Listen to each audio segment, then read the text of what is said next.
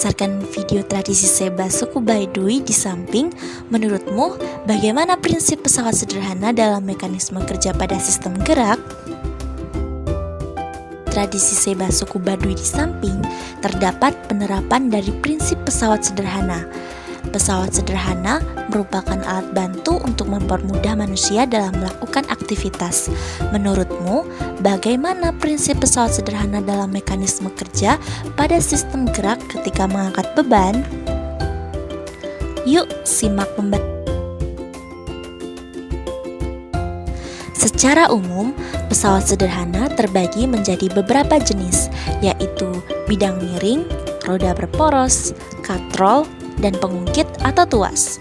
Menurutmu, konsep jenis pesawat sederhana apa yang tepat pada saat mengangkat beban? Yap, benar sekali, pengungkit atau tuas. Pengungkit merupakan salah satu jenis pesawat sederhana yang paling banyak digunakan dalam kehidupan sehari-hari. Contoh penggunaan pengungkit dalam kehidupan sehari-hari adalah gunting, jungkat-jungkit, pembuka botol, dan pinset.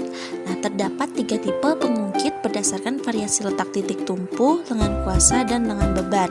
Tipe pertama adalah titik tumpu berada di antara gaya kuasa dan gaya beban. Tipe kedua, gaya beban berada di antara titik tumpu dan gaya kuasa. Dan tipe ketiga adalah gaya kuasa berada di antara titik tumpu dan gaya beban. Ketika mengangkat beban, titik tumpu berada pada sikut tangan, lengan beban pada bagian tulang hasta, lengan kuasa pada sebagian tulang hasta, beban berada pada telapak tangan, dan kuasa pada otot bisep yang berkontraksi.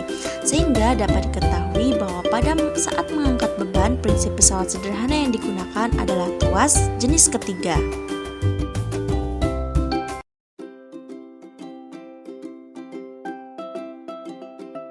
Yang selanjutnya, di sini kita akan mempelajari mekanisme kerja otot dalam prinsip kerja pesawat sederhana pada sistem gerak manusia. Sekarang kita ketahui dulu nih bagaimana prinsip kerja pesawat sederhana pada sistem gerak manusia. Pada saat kita melakukan suatu aktivitas, otot, tulang, dan sendi akan bekerja sama. Prinsip kerja ketiganya itu seperti pengungkit, di mana tulang sebagai lengan, sendi sebagai titik tumpu, dan kontraksi atau relaksi otot memberikan gaya untuk menggerakkan bagian tubuh. Lalu bagaimana rangka dapat membantu kita bergerak? Rangka sendiri merupakan kumpulan tulang yang membentuk tubuh dan dapat bergerak saat dikombinasikan dengan otot.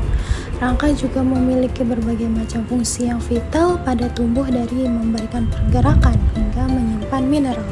Faktanya, sistem rangka memiliki banyak fungsi dan bukan hanya memberi bentuk dan fitur sebagai manusia. Fungsi rangka ini adalah memberikan pergerakan. Fungsi rangka adalah menopang berat badan agar dapat membantu tubuh untuk berdiri dan bergerak. Hal ini berkat kerjasama dari sendi, jaringan ikat, dan otot, sehingga pergerakan dapat terjadi.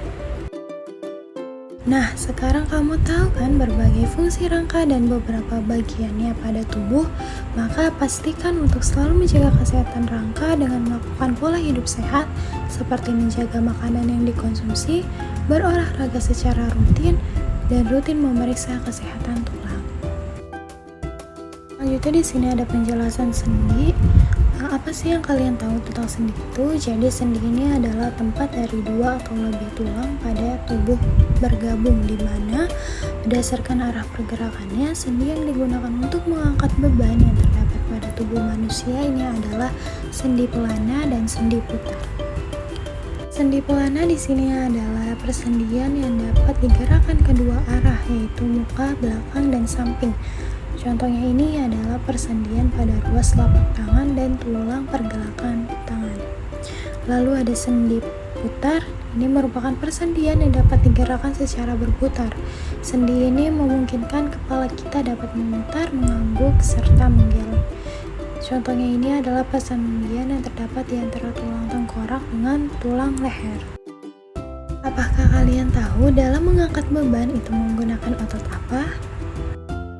Untuk mengangkat beban, kita menggunakan otot-otot seperti otot lengan atau bisep dan trisep, otot dada, bahu, punggung, kaki, paha, betis, dan bokong. Nah, kita sudah sampai nih di tahap membahas mekanisme kerja otot. Dimana pergerakan sadar yang dilakukan oleh tubuh kita itu tidak bisa lepas dari peran tulang rangka dan otot rangka. Ketika mengangkat beban, maka otot bisep akan mengalami pemendekan atau kontraksi sehingga tulang pengumpil akan memanjang dan keangkat. Dengan begitu, kita bisa mengangkat beban. Loh, bagaimana mekanisme kerja otot sehingga dapat menggerakkan tubuh? Tunggu.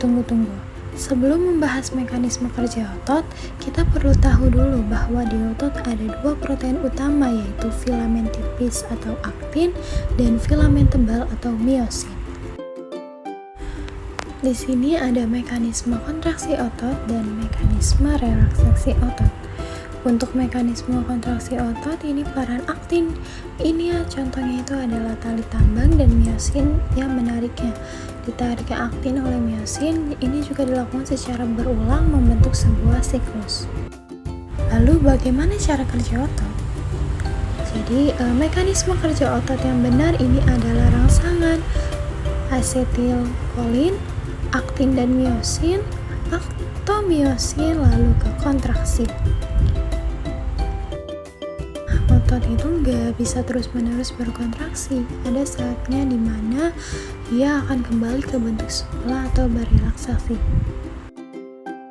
Selanjutnya di sini ada mekanisme relaksasi otot, di mana otot kembali ke keadaan semula setelah berelaksasi yang disebabkan oleh dua hal. Yang pertama itu ada energinya yang tidak cukup dan impuls dari otak yang memerintahkan sel otot untuk relaksasi. Ya, untuk menggerakkan aktin, maka miosin membutuhkan energi berupa ATP. Dimana kalau ATP yang ada pada miosin sangat banyak, maka ia bisa melakukan kontraksi.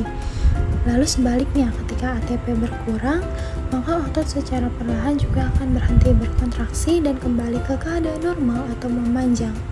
Itu disebut berelaksasi.